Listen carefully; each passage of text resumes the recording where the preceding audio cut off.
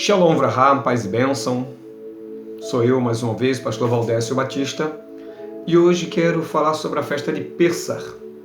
Visto que a Páscoa já se aproxima dentro do nosso calendário, mesmo que exista um calendário cristão e outro judaico, o importante é o que essa festa de fato representa para cada pessoa dentro ou das suas concepções ou da concepção exata, dentro daquilo que a festa propôs. E hoje eu estava meditando aqui nesse estudo e decidi trazer alguma coisa, algo que foi preenchido no meu coração da parte de Deus para poder ministrar na vida de vocês e de certa forma preparar o caminho para aquilo que nós almejamos, que é crescermos em graça e em conhecimento, mas ao mesmo tempo nos aprofundarmos nas coisas de Deus, fazendo como aquele sábio instrutor da palavra que Jesus menciona, que ele tira do seu baú coisas velhas e coisas novas. Então eu quero dividir com vocês esse estudo, essa emanação, aquilo que Deus flui sobre a minha vida para abençoar você e abençoar a sua família. O interessante que eu queria de cara começar a falar é que a palavra Pêssar, que vem de passar, que é um verbo que significa pular, saltar por cima, tem as suas semânticas e uma delas é muito interessante. A palavra Pêssar, como já foi dito, que vem de passar, também pode significar coxo, mas especialmente mancar e, ao mesmo tempo, claudicar. E nós sabemos que essa forma semântica de Pêssar, está relacionado a uma luta que seria realizada, aonde essa luta pela liberdade, alguém pisaria a cabeça da serpente e essa serpente morderia o seu calcanhar. Aquilo que está registrado em Gênesis, Bereshit, capítulo 3, verso 15, quando o próprio Eterno prometeu que da semente da mulher iria nascer um que pisaria a cabeça da serpente e ela lhe morderia o calcanhar.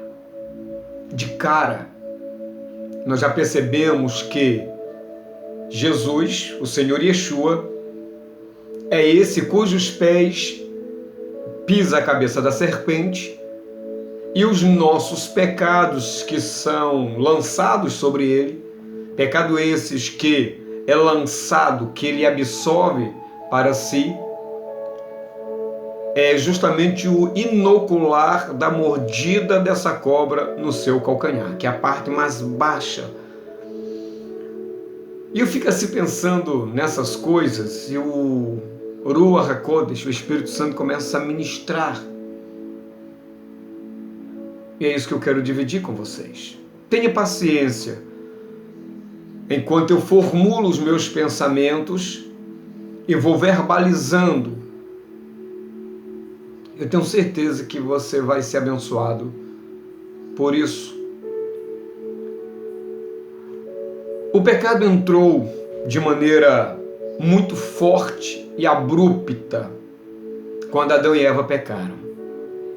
E a partir dali surgiu no reino celestial um conflito, aonde Deus vem sempre ao encontro do homem para restaurar o lugar ao qual ele perdeu. Nós sabemos que Adão é o primogênito da humanidade.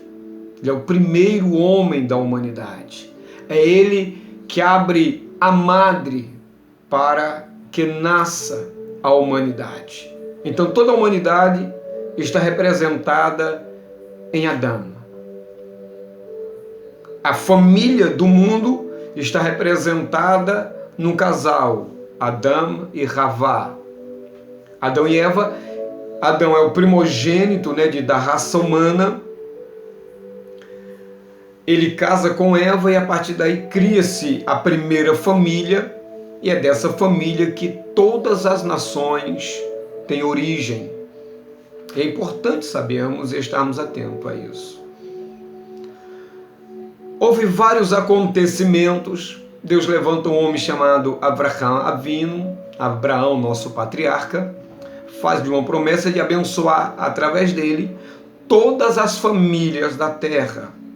E Deus disse que dele uma nação seria gerada a partir dele, do seu descendente, e que era justamente por meio dessa nação que todas as famílias, que todas as nações do planeta Terra seriam abençoadas por ela. Chega um determinado momento que Deus declara para Abraão que o povo dele seria peregrino em terra alheia e que seria tomado por escravo.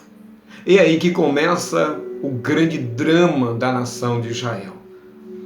José é vendido para o Egito para cumprir o que o Eterno diz.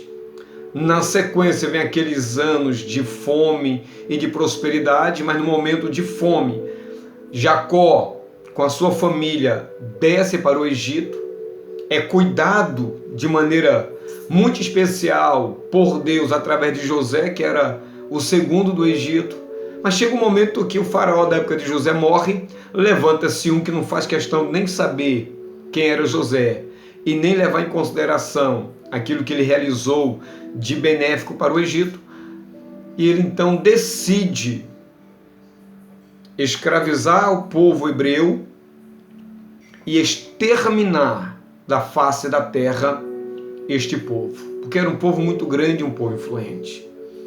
Os sábios dizem que os 400 anos, ou 430, ele é dividido em etapas, e por isso que eles calculam que o cativeiro do Egito até o seu livramento por Deus durou entre 210 e 215 anos. Mas o interessante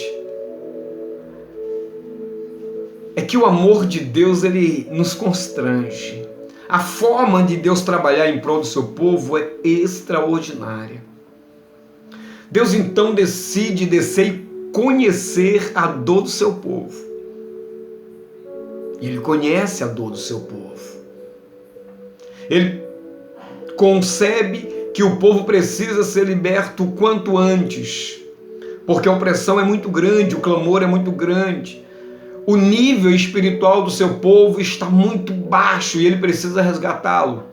Ele levanta Moisés e Arão para livrar o seu povo.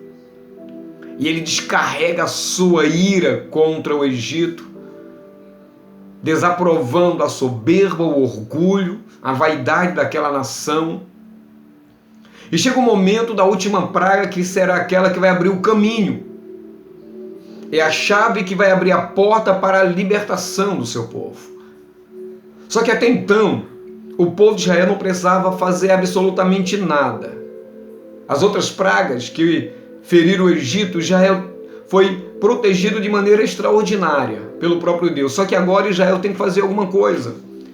Israel agora é convocado a fazer um sacrifício, levando à porta da sua casa um cordeiro de 1 ano aproximadamente. Não poderia ser mais de 1 ano para poder ser sacrificado.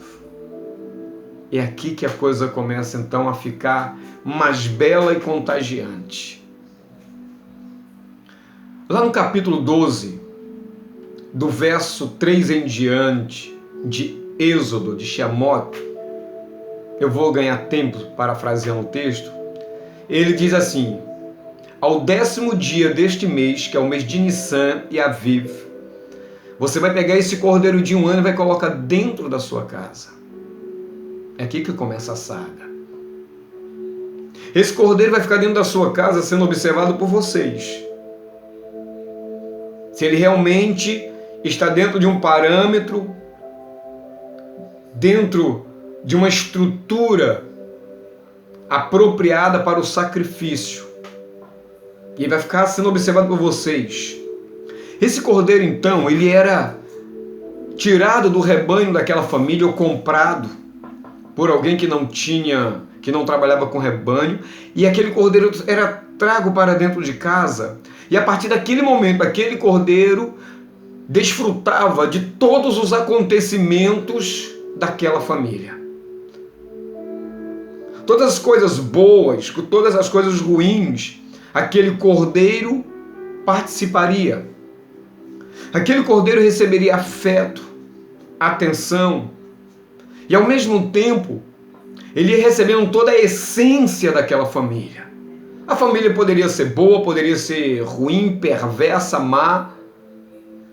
Aquele cordeiro estava ali recebendo toda aquela carga de energia da família.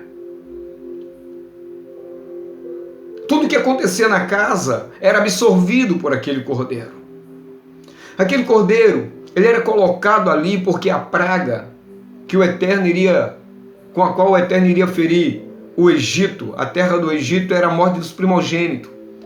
Então, quando aquele cordeiro era colocado dentro daquela casa, para ser participante daquela família, para comungar com aquela família, ele não ia só substituir o primogênito, ele ia para absorver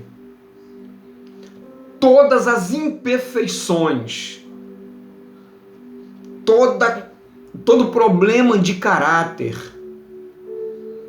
toda lashon hará, toda língua felina, todos os sentimentos, todas as enfermidades, tudo aquilo de ruim, de bom, seria passado, transferido, absolvido por aquele cordeiro, porque ele também estaria substituindo o primogênito daquela casa.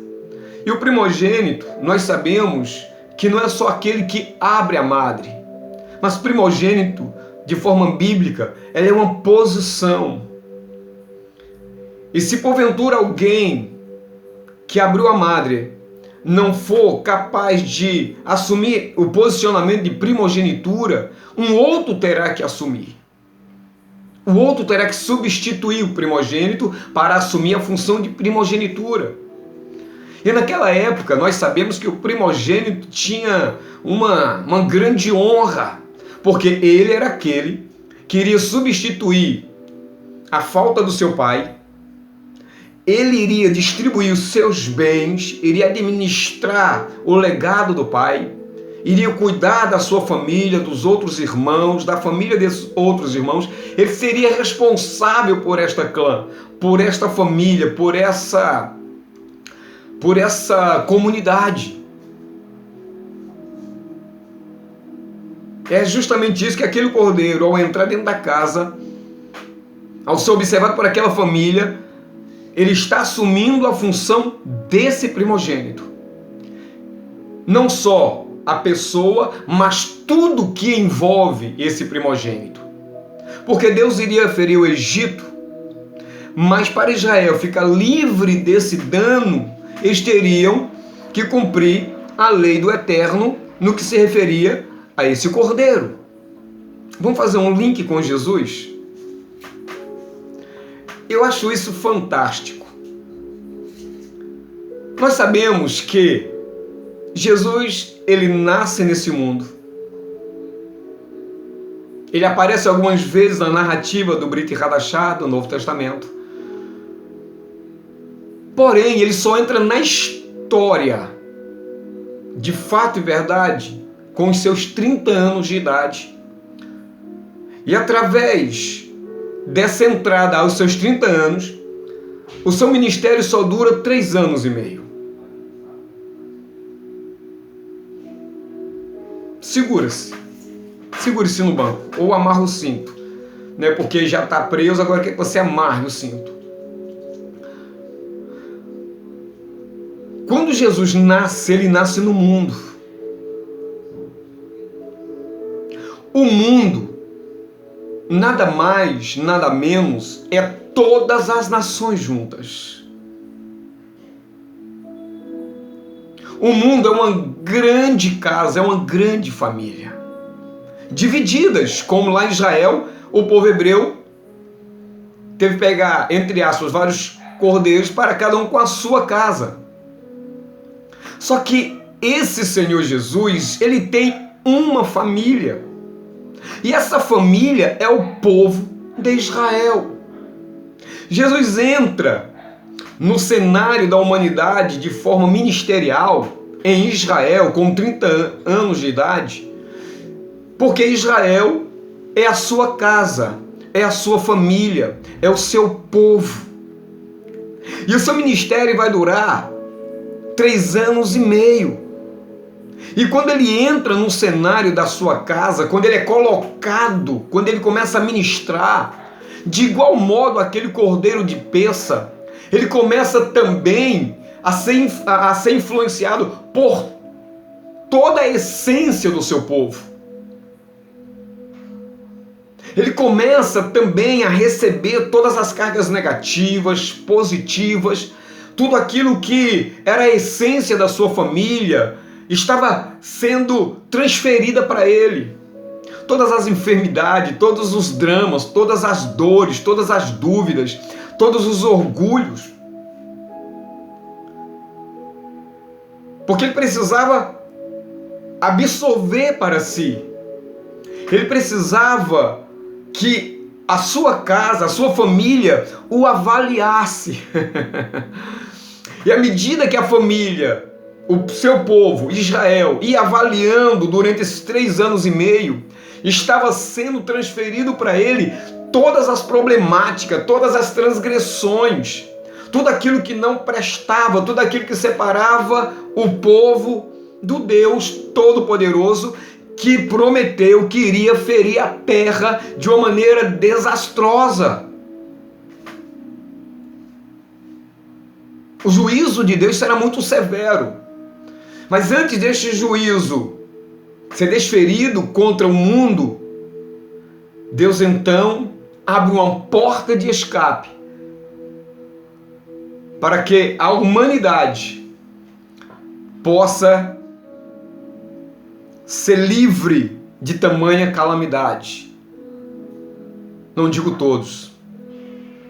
Agora olha que interessante. O cordeiro, quando ele entrava dentro da casa, era para substituir também o primogênito. Lembre-se do que eu disse, que o primogênito não é só aquele que abre a madre, mas é uma função. Quem foi o primogênito de toda a humanidade? Foi justamente Adão. A primeira família que gestou toda a humanidade, a família de Adão.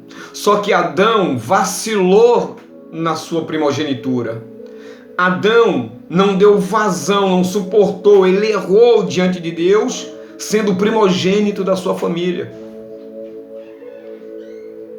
Então todas as outras nações agora precisam de um representante de primogenitura. O que é que Deus faz? De todas essas nações que Adão gestou, Deus escolhe justamente os hebreus, Deus escolhe Israel para ser o primogênito de Deus diante das nações. É por isso que Jesus, o ministério dele tem que perdurar 3 anos e meio, dentro da sua família, que é Israel, representando o seu povo, que é Israel. Por isso que Jesus disse que a salvação vem dos judeus. Israel seria duramente castigado, porque Israel foi escolhido por Deus para ser a primogênita, o primogênito das nações. E o cordeiro ficava 4 dias em observação, mas se nós prestarmos atenção, não era 4 dias, era aproximadamente 3 dias e meio, porque ele entrava no dia 10, 11, 12, 13, 14. Geralmente o 10 não se contava, então nós tínhamos 11, 12, 13, 14. Só que esse dia 14, o cordeiro teria que ser sacrificado entre as 2 tardes, aproximadamente 15 horas da tarde. Então era aproximadamente 3 dias e meio. Jesus teve seu ministério de 3 anos e meio. Por isso que ele é chamado do Cordeiro de Deus que tira o pecado do mundo. Que coisa assim magnífica, que coisa linda isto. Por isso que Deus escolheu Israel para ser o primogênito das nações. E quem disse isso? Depois você procura lá em Êxodo, acho que é no capítulo 13.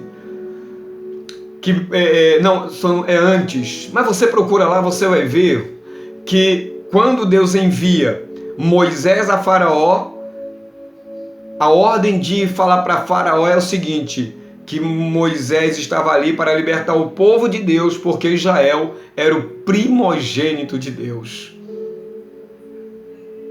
Ele é o primogênito do Senhor.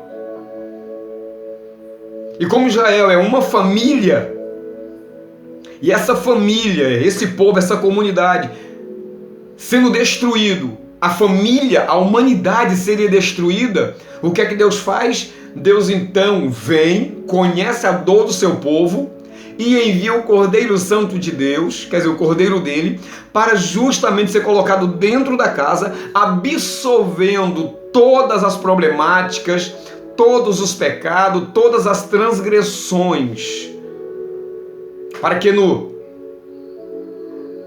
terceiro dia ou no quarto dia ou durante 3 anos e meio, fazendo o link entre os 2 cordeiros, Jesus teria que ser sacrificado aonde? Fora da cidade, na porta da cidade, para que o seu sangue pudesse estar nas vergas das portas, nos batentes da porta, dando livramento a quem? A Israel. Salvando quem? A sua família, Israel. E através da salvação de Israel, as nações poderiam ser alcançadas pela salvação. Todos os povos seriam beneficiados porque Israel, como primogênito das nações, emanaria salvação para cada povo, nação, língua, porque ele é o primogênito das nações. Fantástico. Fantástico. Outra coisa que eu quero dividir com vocês. Após matar esse cordeiro, esse sacrifício, e o seu sangue ser colocado fora, nas vergas, nos batentes das portas, à noite se entrava dentro da casa, fechava-se a porta, se arrumava para uma grande festa com o objetivo de sair de viagem, e esse cordeiro tinha que ser assado. Não poderia ser cozido, teria que ser assado no fogo, na brasa. Esse cordeiro já tinha dado a sua vida pelo primogênito, já tinha sido utilizado o seu sangue como proteção da casa, e agora precisa se assar o cordeiro. E à medida que está se assando o cordeiro, a casa está se enchendo do cheiro daquele cordeiro. Ou seja, aquele cordeiro inocente, aquele cordeiro sem defeito, que foi sacrificado em prol do primogênito, para a proteção de uma grande destruição. Agora a sua carne está sendo assada e o cheiro dele agora está invadindo o ambiente e impregnando todos aqueles que estão dentro daquela localidade, dentro daquele lar. O cheiro do cordeiro agora vai ficar na pele, vai ficar na roupa, vai ficar na mala, vai ficar nos móveis. Porque o cordeiro foi morto, representando não só o primogênito daquela casa, mas toda a essência, tudo aquilo referente à família. Porque o cordeiro morto, representando o primogênito, a essência da família, estava dizendo que aquela família também estava morta para o Egito. Que aquela família não serviria mais à escravidão egípcia. Que eles estavam cortando todo tipo de relacionamento com os egípcios. E agora eles precisavam estar impregnados com o cheiro daquele cordeiro. Isso nos lembra daquela nuvem de glória que adentrava nos Santos dos Santos uma vez por ano, e que uma outra fumaça deveria ser levantada para proteger o sacerdote, e protegendo o sacerdote, o povo de Israel também estaria todo sendo protegido. Que coisa fantástica! Magnífico! Glorificado seja Kadosh Baruch Hu. Não muito satisfeito, aquele cheirinho gostoso daquele cordeiro, eles também precisavam comer da carne do cordeiro. Aquele cordeiro agora deveria estar dentro deles. A fumaça os cobria como fosse uma forma de glória. A carne do cordeiro que foi morto estava agora protegendo eles por dentro. A liberdade daquela família agora estava sendo executada dentro deles. O cordeiro foi morto para fazer com que Deus pulasse aquelas casas, aquelas famílias. Mas o cordeiro agora estava vivendo dentro de cada componente daquela família. O cordeiro agora deveria estar vivo dentro daquela família. Percebe que não era só pelo primogênito, é para todos aqueles que faziam parte daquela família. Todos seriam mortos, destruídos na representatividade do filho primogênito. É por isso que Israel tem esse poder, queridos, espiritual, mesmo que muitos não queiram, mesmo que muitos advoguem ao contrário, mas Israel é o primogênito das nações e por isso o cordeiro que tira o pecado do mundo teve que ser sacrificado para Israel, o primogênito, e a partir desse primogênito, Israel, todas as nações seriam alcançadas. Todos os povos seriam alcançados. E aonde aquela família fosse, o cordeiro estaria vivo. A família vivia pela morte do cordeiro. E o cordeiro morto vivia por cada componente daquela comunidade, daquele povo, espalhando salvação aos quatro cantos da terra. Eu amo o conhecimento bíblico, conhecimento judaico, e a partir desse ponto eu quero encerrar a mensagem dizendo que a Páscoa não tem nada a ver com chocolate, não tem nada a ver com coelho. A Páscoa é algo tão profundo, é tão complexo, é um agir poderoso tão grande de Deus nas dimensões do universo, de todos os mundos, de tudo aquilo que Ele criou. Por isso que a Páscoa, ela não é algo feito, não é algo que só alcançou o povo de Israel há 3.000 anos atrás, perdão, há 3.500 anos atrás. É algo tão significativo que os grandes avivamentos do povo de Israel, por incrível que pareça, aconteceram justamente em Pêssar. Então, Pêssar não mexe só com o universo dos hebreus, mexe com o universo num todo.